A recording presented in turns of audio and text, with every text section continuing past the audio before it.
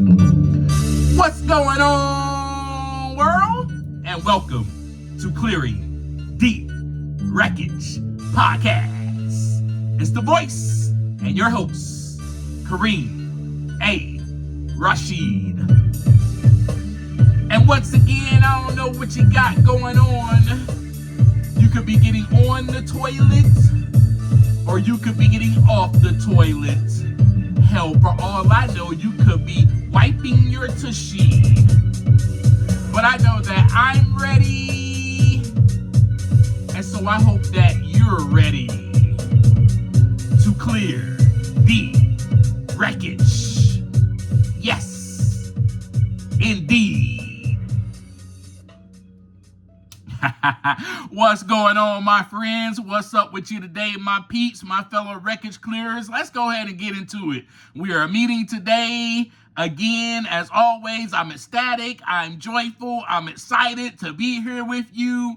If you guys don't know this, I just want to share this little tidbit of information. I have a whole routine before I come and meet with you. I have a whole routine, and this routine has to take place. I would rather call it a ritual rather than a routine, because you cannot spell the word spiritual without ritual inside of it.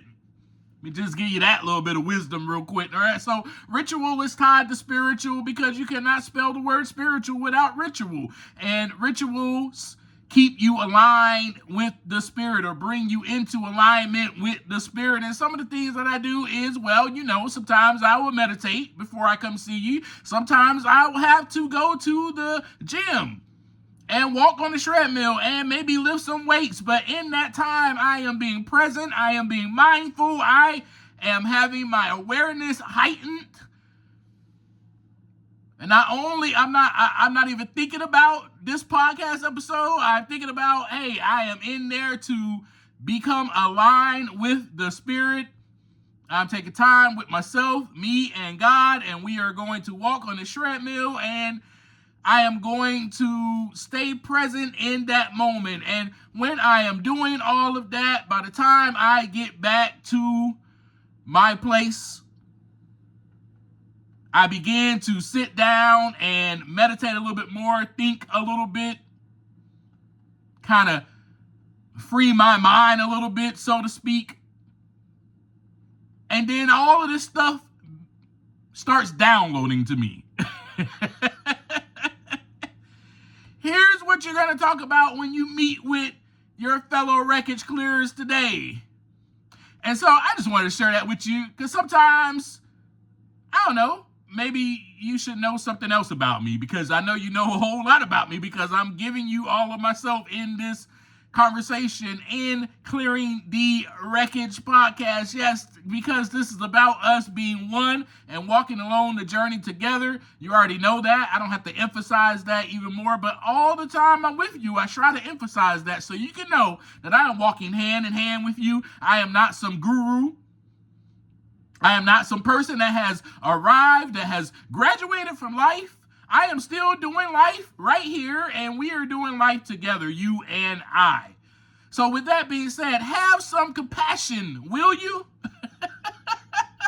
That's going to be the conversation today that we're going to have. After the spiritual awakening that I had, I began to come to life. Awakening means coming to life, coming back to life, awakening. Awaken, you awaken almost every single morning. Some people do not awaken, unfortunately, right? Or fortunately, we don't know. I mean, hey, if it is their time, it is their time, right? Who am I to sit here and play God and be like, well, you know what? They weren't supposed to. I don't know anything. Maybe it was better for them not to awaken and drift off and be in spirit. Maybe it was better for them. Maybe they were going through a lot of pain and suffering. Who really knows?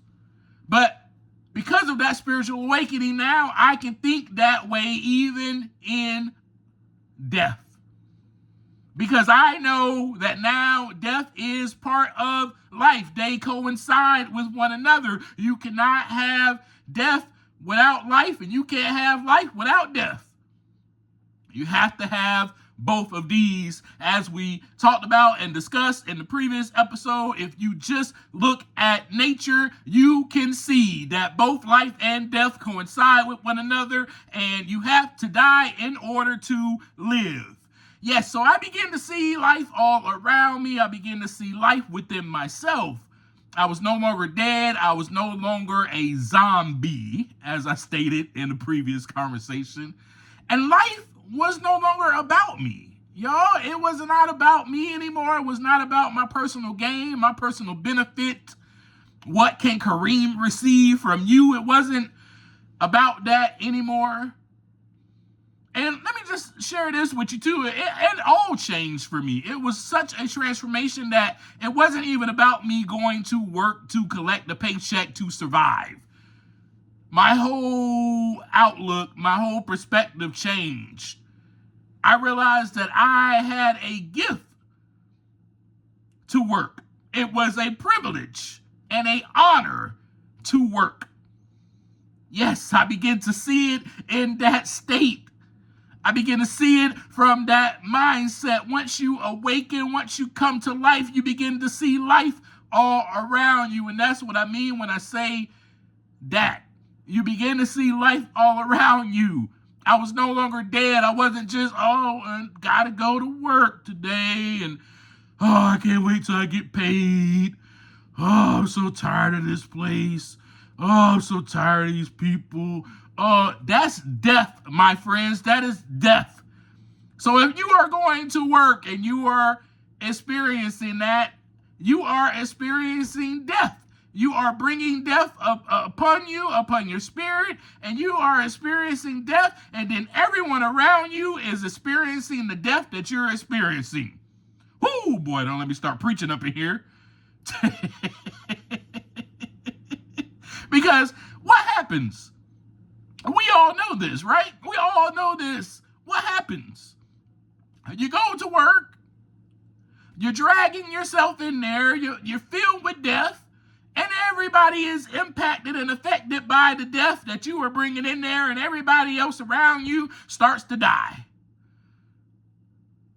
And they don't want to die, but their spirit just starts to crumble a little bit. Because they're like, oh man, they start feeling how you're feeling. That's what energy does. That's what we do with one another. And that is why I came to life and I realized, man, I'm connected to these people. It is time for me to go and give life.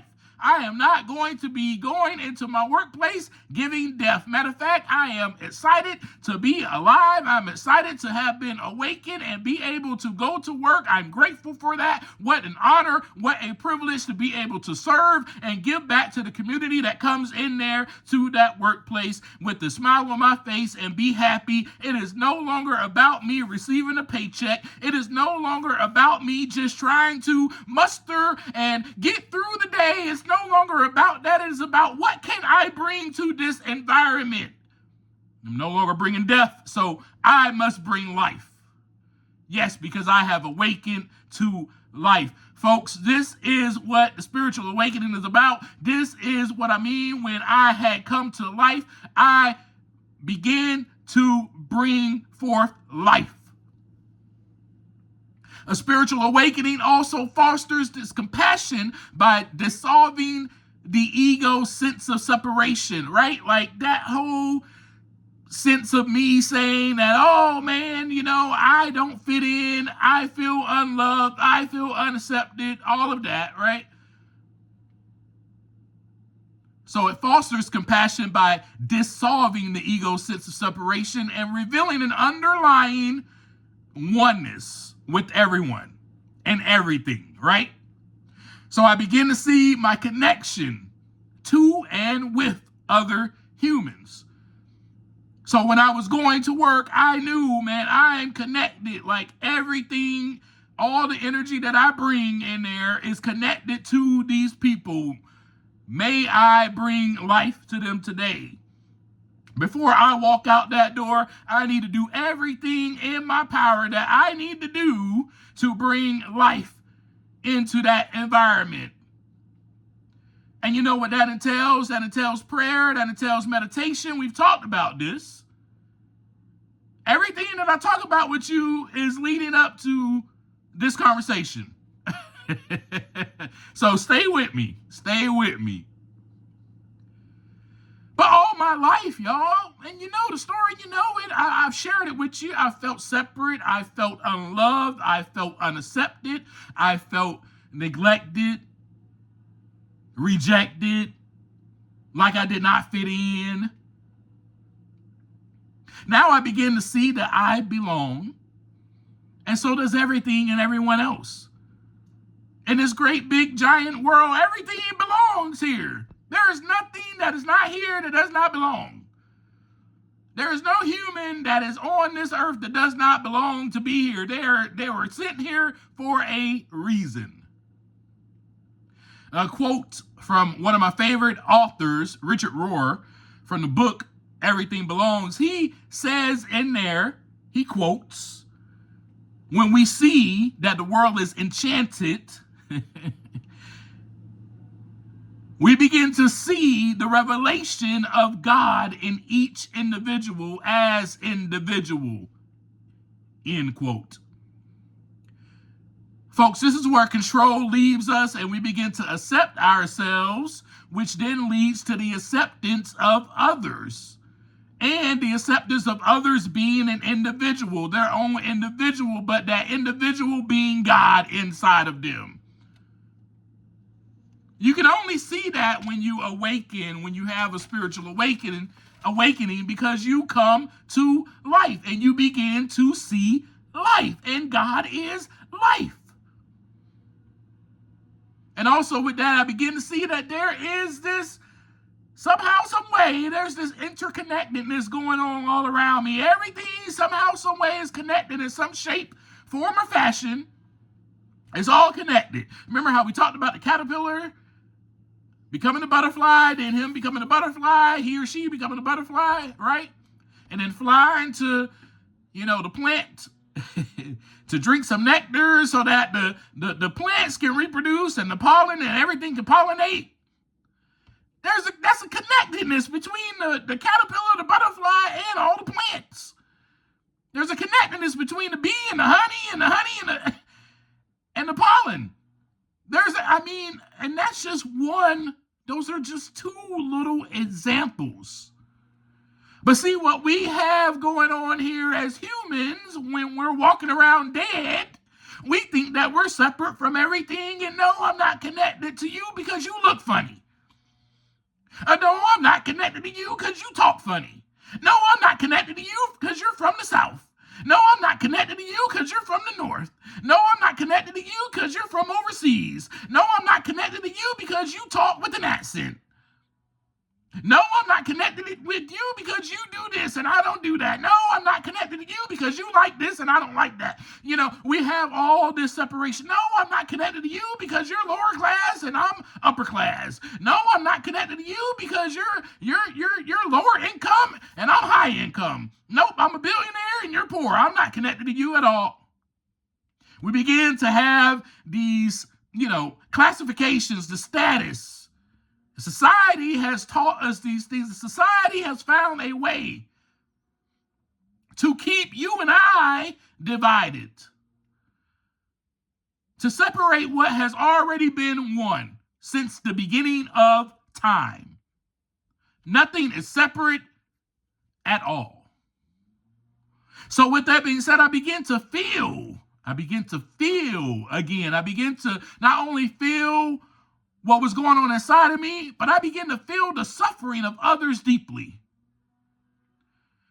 And there was this desire that was prompted in me to alleviate that. Now, I don't know if you even recall this conversation that we had a long time ago, but remember when I was homeless and I was living in the woods? So remember, before all of that, I think I shared it with you. In fact, I know I've shared it with you. I used to have in my mind Whenever I saw a person on the street corner, I used to have in my mind, that is disgusting. You are a bum. I will never be that way. You will never see me on the street corner begging for food. That will never happen to me. Why don't you get a job? It's not that hard to make it. What the heck are you doing out here on the street? Don't come to my car asking me for money. Nope, I can't help you. I had all of this in my mind until I became homeless. Do you see the connection now? Now maybe with me sharing that with you, you somehow see the connection. I hope you do, because when you walk around here dead, because I was, you walk around here speaking death because I was dead, so that's what I was doing. I saw nothing but death. I saw nothing but ill around me, right? That will come right back to you. And it has nothing to do with karma. I know people believe in karma. I don't think it has anything to do with that. I just think that if you are dead, you are going to stay dead. What you give out is going to come back to you. And that is what I received, folks, death, because I was walking dead. And I was placing death judgment upon everybody. I was condemning them. In other words, so to speak. Folks, it is not my job to condemn or judge anyone on this earth, because what happens is, if you see the connection with that, where I'm going with this, don't let me start preaching to you. I was judging my own self. That is really what I was doing. And then I brought the judgment right upon me. Oh, you want to talk about all these people? Wait till you see what it's really like. Boom. And I was homeless. Folks, we got to be really careful. We got to be really careful about the things that we say. We got to be really careful. We got to be careful not to continue to walk in death. It's time to come to life. It's time to have that spiritual awakening. It's time to clear the wreckage. We must take the time to look inside so that the wreckage can begin to clear. That's the first step. That is why I emphasize that every single episode and conversation with you. So that desire was prompted in me to alleviate it now. So now when I saw a homeless person on the street corner, I wanted to help. I wanted to alleviate that pain, that suffering that they were going through, because I knew it firsthand. I knew it. I could feel the suffering. So what happened inside of me was, how can I serve? How can I help? And I'm not just talking about to the person on the street corner. This was with everyone. Every being that I saw suffering inside of. How can I serve? How can I help? How can I love? Can I pray for you? I'll give you an example. And folks, this is not to toot my horn or anything like that. This is not to bring any praise upon me. This is to bring praise upon the only one, the main one, the creator, the source, that one being God. That is who I am praising and giving the credit to. When this transformation happened, when I was spiritually awakened, when I came to life, I have plenty of stories. I'm just going to give you one. There was a young lady who came into my restaurant. Now, remember, when I had this awakening, my whole attitude changed. You get to say that I became a different person. Let's just say that. A transformation took place. I was reborn. The death of me was gone. I came to life. And so when I went to work, I had a different attitude. I had a different perspective. I was about giving life to myself and to other people. And with that being said, this young lady came into my workplace, and I could feel her pain without even saying anything to her. I could feel it. I was able to feel what she was going through. We had a conversation, and this young lady had breast cancer.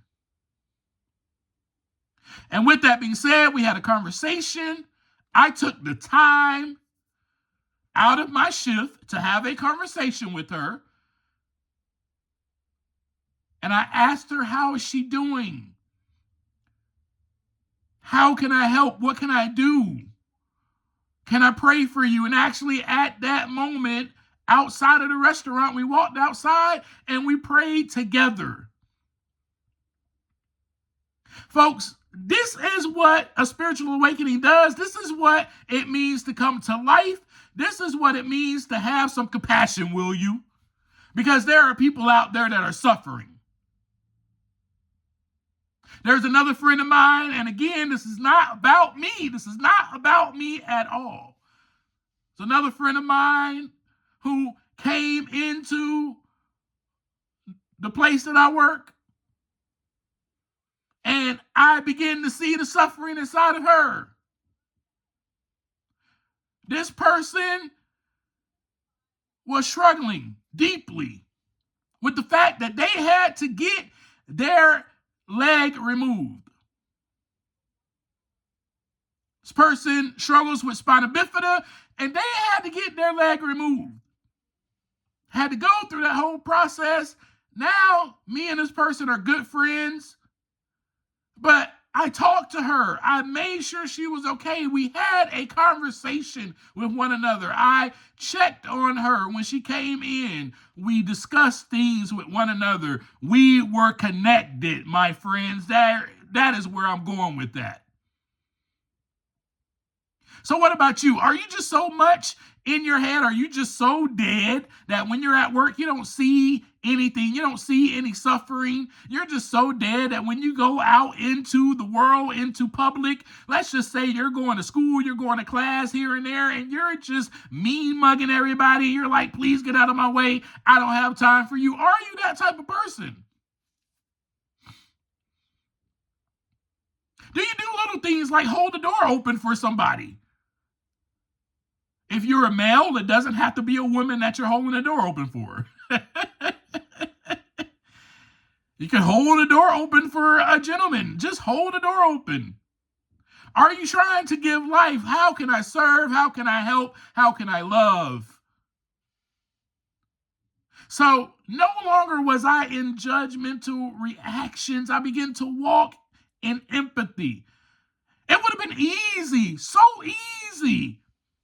And I'm sure it's plenty of us that are doing it because I did it. Remember, I just told you the story how when I saw people on the street corner, that's what I did. I judged them. I condemned them. When I saw somebody that was different from me, that's what I did. I judged them. I condemned them because they were different.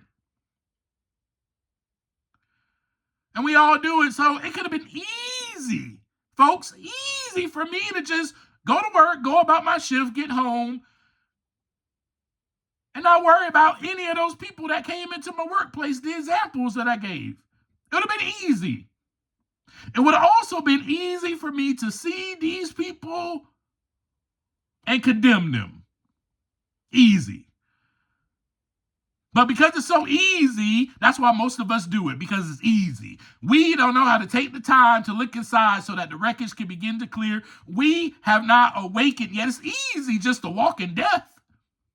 It's easy to just go through the motions and not have any type of heart, any type of love. Love takes action. So, folks, I no longer had those judgmental reactions that I used to have as soon as I saw someone that was different than me. I began to walk in this empathy, this kindness, and most of all, a very unconditional love at that. Not just love, but unconditional love, knowing that, man, this person is suffering. This person needs something. What is it that I can give to them? And a lot of times, it was things that I probably couldn't give, but at the same time, it was like, you know what? I have life in me. I can pray. I can pray. If I can't, there may not be something that I can say to this person in this situation. But I could go home and and I can pray. And I can talk to God about it because I have a relationship with my higher power. I can ask, hey, what's going on with this person? What is it that I need to say to you? How can you help them? Anyway, this was the point in my life where my heart was softened. Let's just say maybe I was given a new one. Maybe the old one was replaced. Maybe the old one was replaced because I did die. My ego is what died, folks. And then I became spiritually alive or awakened. I began to realize that the word other just may be an illusion or some sense of facade. There's no such thing as other people.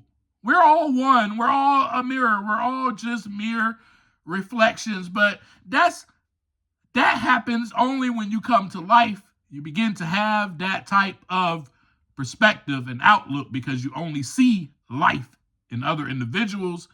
Because now I knew that I belonged, and so did they. Maybe we belong together. Common sense would only tell me this. Maybe it'll tell you this, I don't know, but common sense isn't as common, right? But common sense will tell me this. Well, Kareem, if you were not sent here to be connected with others and in oneness, then God, the mighty creator, would not have just sent you here, God would have just sent you here to explore Earth on your own by yourself. If you were not sent here to be connected with others and in oneness, then God would have just sent you here to explore Earth on your own by yourself, and no other human would have been sent here. Just you. Whoo! If it was all about you, then it will just be you here. Kareem, that makes sense. Common sense would tell me that if it was all about me, does common sense tell you that? Hey, look, if it's all about you, my friends, if it's all about you, then why is there billions of people around you? Just why? You just think they're just here just to be here? Oh, they're just here for show. Just here to populate the world, and I don't know why they're here. And I'm sure sometimes you probably think that way. You probably get mad at people. You know, somebody cuts you off in traffic, and you're probably so upset that you begin to curse them, and you're like, why the hell are you here? You're just taking up space. Or somebody isn't moving the way you want them to move in life, not going the direction you want them to go. And you're just like, why the hell are you here? You're just taking up space. You have thought this way because I thought this way. I know that I'm not alone in that because we are connected, my friends. Enough said. With that transformation, my ego began to subside. And that's what we need to happen. That is part of the wreckage. That ego right there, and I'm not saying that all of the ego is bad, but the part that is about fear and judgment and protection it needed to go away. It needed to subside, and it did. And it was replaced with a heart-centered awareness that produced a deeper compassion and a deeper empathy for others and for myself. Because once I awakened, my friends, the self-hatred that I had for myself that lingered within me was easily lifted. The self-hatred and even the hatred I began to have, or the judgment, I should say, for other people was easily lifted. The healing process begun, which naturally overflowed into compassion for the flaws and the struggles of others. Instead of looking at these people as peasants, that's how I used to look at people. Like, man, you shouldn't be here. You're just wasting space. Instead of looking at them in that sense, I began to see the flaws inside of them. I began to see the struggles that they might be having at that time. And I began to see life. Life is in them and it can come out and be produced and it can shine to the rest of this world. How can I help? How can I serve? How can I love? So I shifted from fear to love. Instead of a fight or flight response like we normally do as humans, I moved toward a tend and befriend approach. How can I tend to? How can I love? When I saw that young lady come into the workplace and I saw her rolling in on her wheelchair and her having an issue, just her being in a wheelchair in general gave me a sense of compassion. Now, to some, they might be like, oh, you're feeling sorry. No, I was not feeling sorry for her. I felt her struggle. I put myself in that person's shoes. When I saw her, dang, what if that was me in a wheelchair? And I began to feel maybe what it is that she's going through, maybe just a little bit. Now, I'm not here saying that, oh my gosh, I can completely identify and relate to this person that was in the wheelchair. I can't, because I've never been in a wheelchair, but I can connect with them and have compassion for the struggle. So it became more of a tend to approach and a befriend approach. Tend to. How can I love? I am life now. How can I bring life upon this situation? And that was to anybody that came into my workplace, and that was everywhere that I went. This transformation took place. So everywhere I went now, I was to bring life to the situation. Because I was life. I was living now. I have been awakened. So once you awaken, that is what it is for you to do. Now that is part of your job. That is part of your mission. So are you asking yourself, how can I love? How can I serve? These are questions to ask yourself for yourself. How can I bring kindness to this world? How can I bring kindness to my workplace today? How can I bring kindness to the doctor's office today? I have an appointment. How can I bring kindness in there? How can I be love? In what ways am I being rude to myself or unkind? I begin to ask myself those questions. And folks, as you know, this process began, you know the whole story. As you know, this process began with me being kind to myself by me going into those rooms, that support group that my therapist suggested, and giving it up and giving it a shot. Giving up my old ways and say, hey, I'll just give it a shot. And being honest, you know all of this. We talked about how to clear the wreckage. That was part of me being kind and compassionate to myself. That is where it started. So taking that step toward healing, I was able to take that step toward healing. Because I was not so kind to myself before all of that. You know that.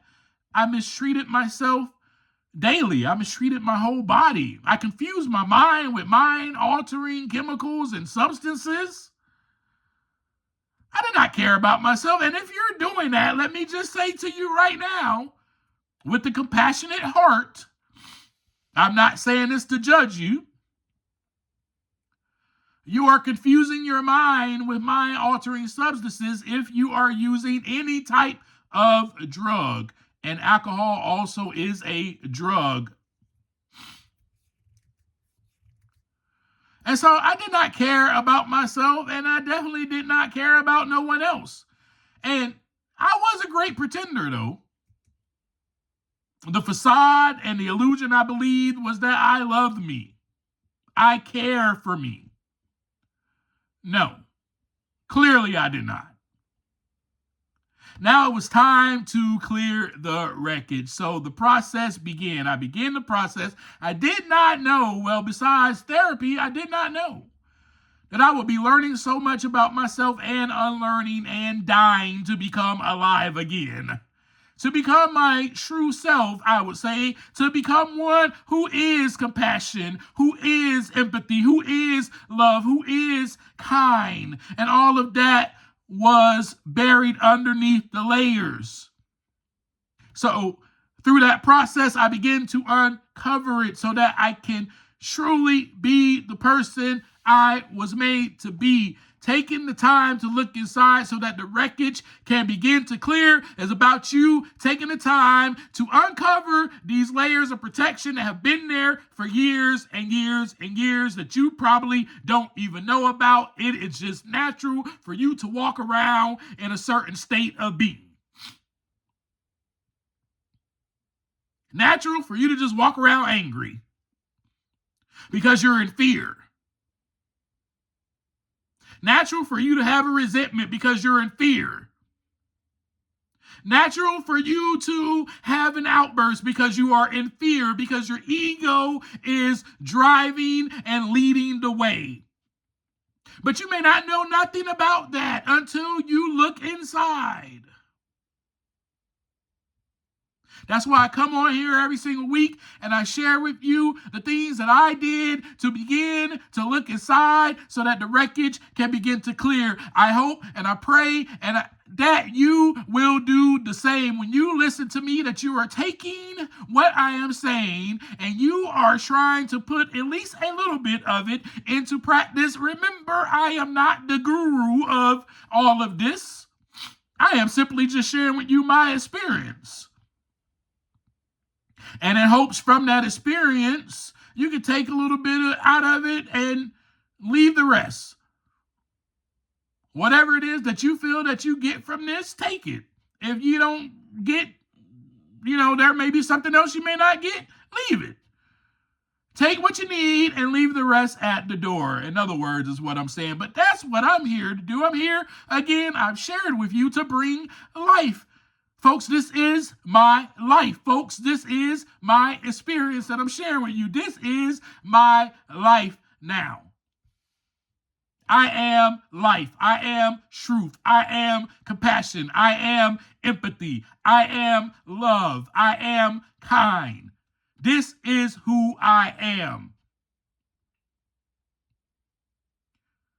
I am patient. I am those things. So I bring this to you, to the forefront today to share it with you. It's not just about, I know I shared, my purpose. My purpose is to be who I was created to be. My purpose is to be who I was created to be. I was sent here for a purpose to be purpose. And that is compassion, empathy, love, kindness, humility, peace, joy. Life. So with that, I want to leave you with this. And this is a poem that I wrote a long time ago. And it was when I was having that spiritual awakening. I wrote a poem because I was experiencing this.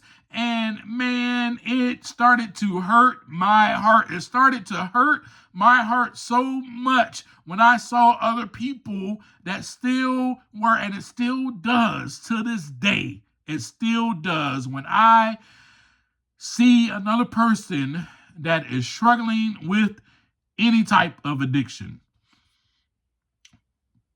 it still brings a sense of compassion. What and how can I love? How can I serve? I just want to help. And truthfully, if I can give everybody in the world this gift that I was given, I would give it.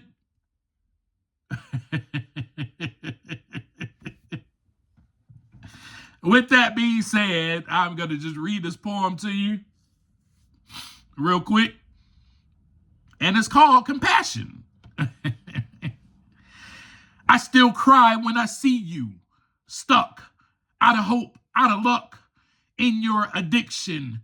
Did I mention this is killing me to see this disease killing you? I'm feeling you, all of your pain, the hurt, your lack of worth. I can hear the voices as they flirt with you, drawing you further into temptation, telling you it's okay to think this way about yourself because you are a failure. You will never be anything but a sad existence for a human being. You will always be this way. They say, oh, they say, no one could ever love you. How could they? Look at you.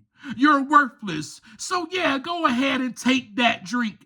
Inhale, exhale, whatever makes you hurt less. Numb it all. Run from it all. I know and I feel you.